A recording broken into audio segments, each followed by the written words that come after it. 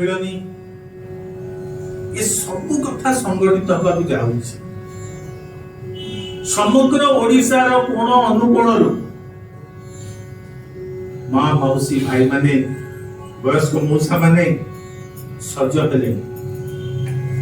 आपण चिंता करूछन से पादुका रथ मालकानगिरी रो गां भीतर जाकर बुली करे आसी से पादन जो गां रे जत बेले भाई माने जाकर कहउचंती सेही रथर समावर्तन उत्सव कटक रो बाली यात्रा पडिया रे हबो सेठी भजन बसी माउसी प्रभु जाके मुंडिया होछ प्रभु मु से समावर्तन उत्सव देखिबी मयूरभंज रो बेतनटी रो से गां भीतर ये मौसाटी बसी भाबुची स्वामी जहा कष्ट हो जहा सिंह हो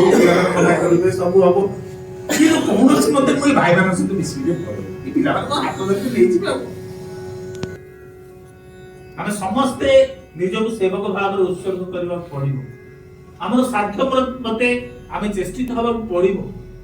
समस्त एक मन एक प्राण ही लागिबा पड़िबो